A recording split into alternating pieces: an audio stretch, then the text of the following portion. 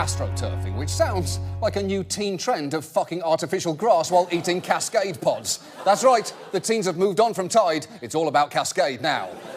Astroturfing is the practice of corporations or political groups disguising themselves as spontaneous, authentic popular movements. It's basically fake grassroots. That's why they call it astroturfing. It's a very funny, very clever name. Now, you're probably familiar with astroturfing as a concept from seeing ads by groups with generic, populist-sounding names like Americans Against Food Taxes, delivering weirdly specific messages like these. Washington is talking about a new tax on juice drinks and soda. They say it's only pennies. Well, those pennies add up when you're trying to feed a family. Washington, if you're listening, what doesn't seem like much to you can be a lot to us. Tell Congress, no taxes on juice drinks and sodas.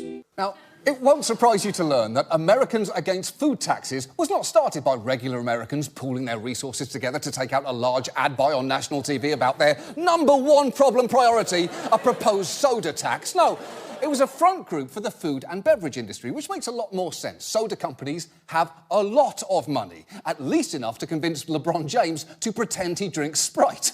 Sprite, diabetes you can taste.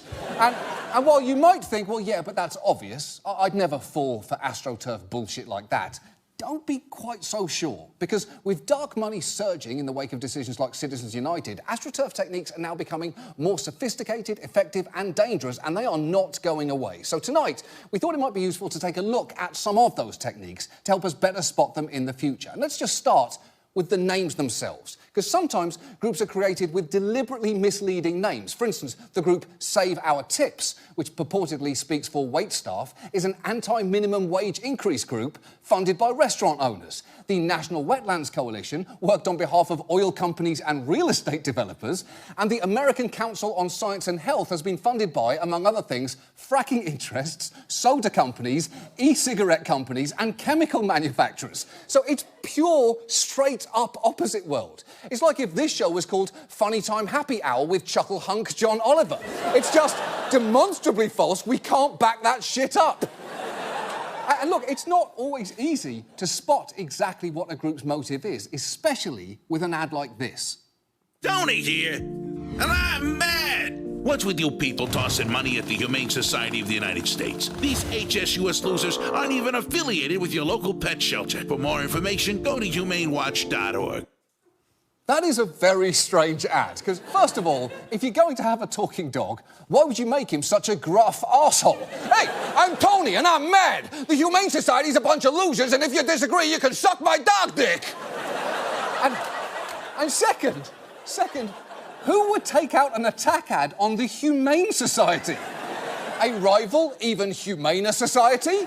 Puppy mills? Self-loathing dogs? It's impossible to say for sure. All I can tell you is that ad is the work of Rick Berman, a PR expert who's known in the industry as Dr. Evil. He is known for his defences of controversial products, from second-hand smoke to trans fats to payday loans. He's also created non-profit groups that have fought regulation of all of those things. In fact, it's one of those groups, the Centre for Consumer Freedom, which was credited on that Humane Society attack ad. So, is the Centre for Consumer Freedom a front group for Berman's corporate clients? Is it at all relevant that Rick Berman has shown up at events for the pork industry, an industry which has been targeted by the Humane Society in the past for the use of gestation crates, or, as Rick Berman insists on calling them, maternity pens? I can't say. I legally can't say. I want to, I badly want to, but I've been explicitly told I can't. You can probably guess, but I can't say it out loud. What I can say is that Berman rejects any accusation that he runs front groups for corporate clients, saying there is no front because there is total transparency, which is a little odd considering we don't